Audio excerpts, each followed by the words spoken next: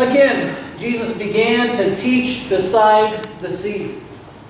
Such a very large crowd gathered around him that he got into a boat on the sea, while the whole crowd was gathered beside the sea on the land.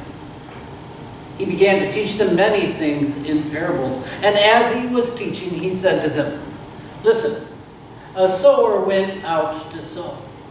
And as he was sowing, some of the seed fell along the path, and the birds came and ate it up.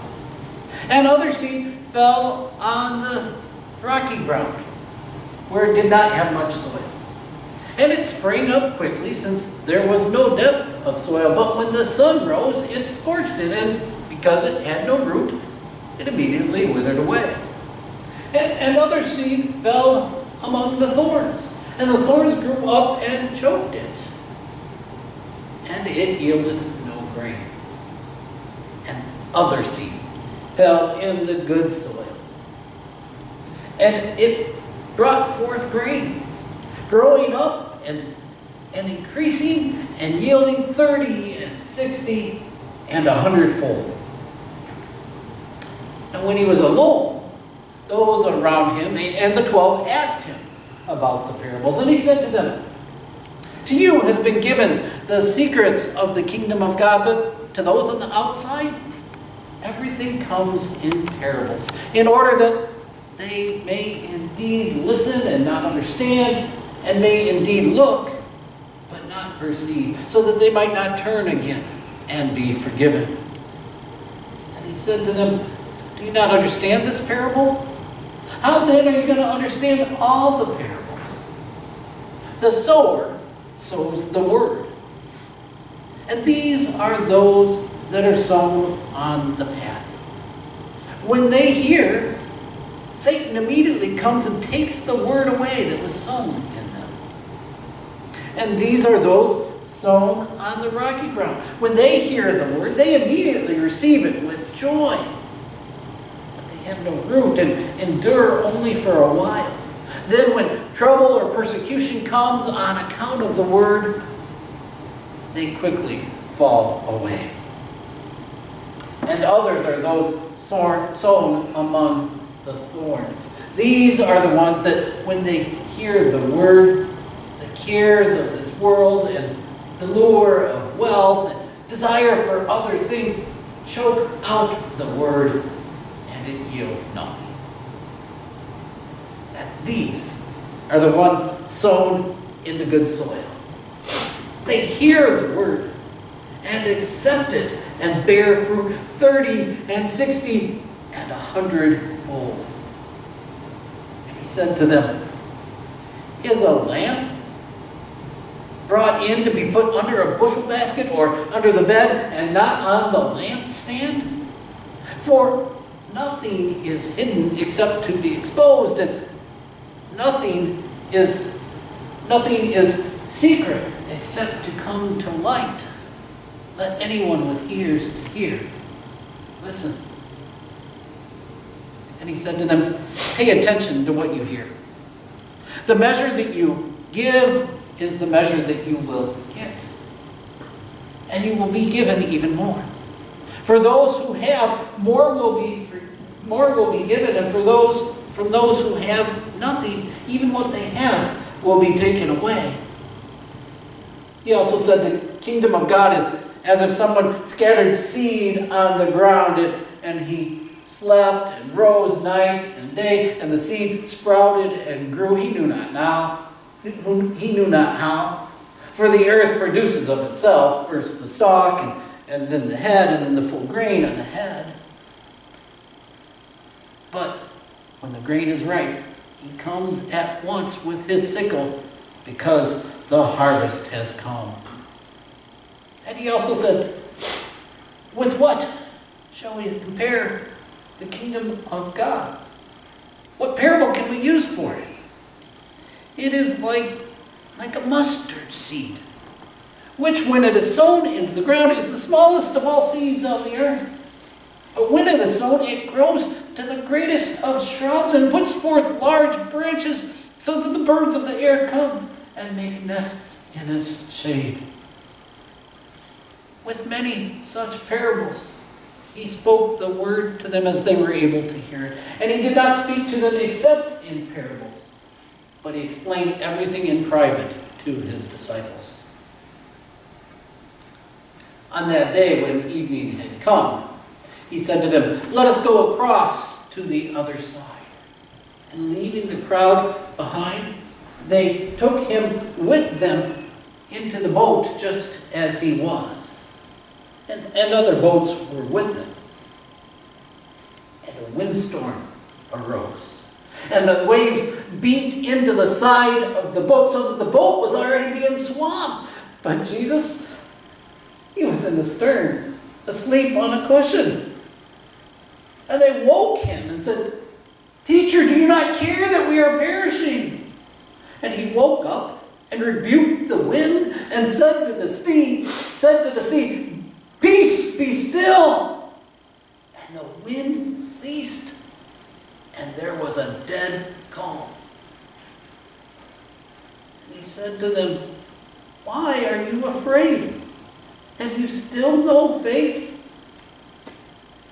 And they were filled with great awe and said to one another, "Who then is this, that even the wind and the sea obey him?"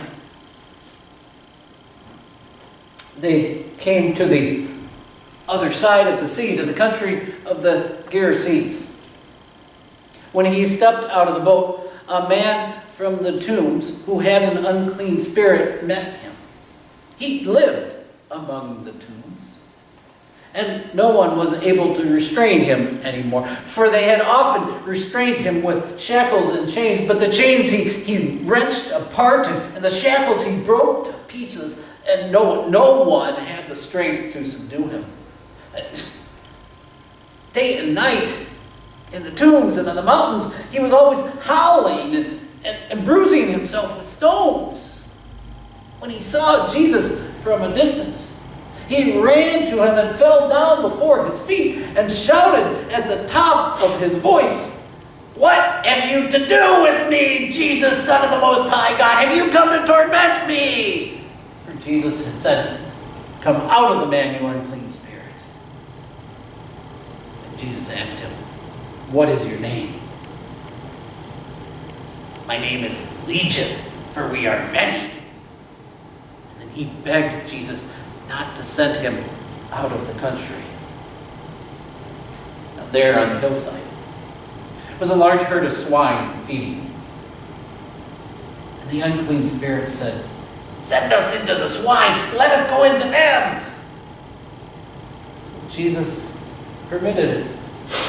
And they came out and went into the swine, and the herd, which numbered about 2,000, rushed down the steep bank and into the sea, and were drowned in the sea. The swineherds ran off and told it in the city and the country. Then people came out to see what it was that had happened. When they came to Jesus, they found the demoniac sitting there, clothed and in his right mind, the very man who had had the legion. And let me tell you, they were afraid. Those who had seen what happened to the demoniac and to the swine went and reported it. And they began to beg Jesus to leave their neighborhood. As he got into the boat, the man who had been possessed by the demons begged him that he might be with him. But Jesus refused and said to him, "Go home to your friends and tell them everything that the Lord has done for you and what mercy has been shown you." So he went away and began to proclaim throughout the Decapolis how much Jesus had done for him. Everyone was amazed. When Jesus had crossed again in the boat to the other side, a large crowd gathered around him, and he was by the sea. Then a leader of the synagogue named Jairus came. And when he saw Jesus, he came and fell at his feet and begged him repeatedly. He said, "My little girl, she is at the point of death. Please come and lay your hands on her so that she might be made well and live." So he went with her. And a great crowd followed him, and they pressed in on him. Now there was a woman who had been suffering from hemorrhages for 12 years. She had endured much under many physicians, and she had spent all that she had, and yet she was not any better, but grew worse. She had heard about Jesus, and she came up behind him in the crowd. And she touched his cloak, for she said, "If I but touch his clothes, I will be made whole." And immediately, when she touched it, the hemorrhage stopped. And she felt in her body that she was healed of the disease. Immediately feeling the power go forth from him, Jesus turned and said, "Who touched my cloak?" And his disciples said, "You see the crowd pressing in on you. How can you say, 'Who touched me?'" But Jesus looked around to see who had done it. And the woman, knowing what had happened, came in trembling and fear and fell down before Jesus and told him the whole truth. And he said to her, "Daughter, your faith has made you whole. Go in peace and be healed of your disease." While he was still speaking, some people came from the leader's house, and they said, "Your daughter is dead. Why trouble the teacher anymore?" But overhearing, Jesus said to the leader of the synagogue, "Do not fear, only believe." He allowed no one to follow him except for Peter and James and John, the brother of James. And when they had come to the house of the leader of the synagogue, he saw a great commotion, people weeping and wailing loudly. And after they had entered the house, he said, "Why do you raise such a commotion and weep? The girl is not dead, but sleeping." They laughed at him. Then he put them all outside.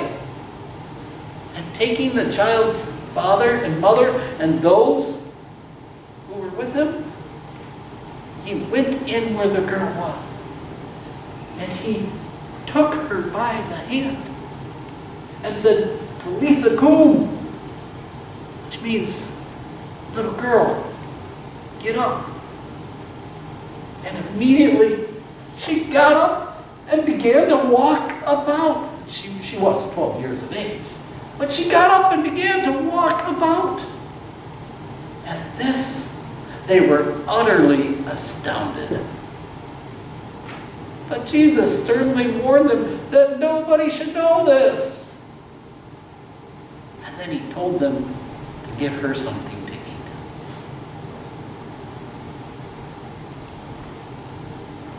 Thus ends Act 2 of the beginning of the good news of Jesus Christ, Son of God.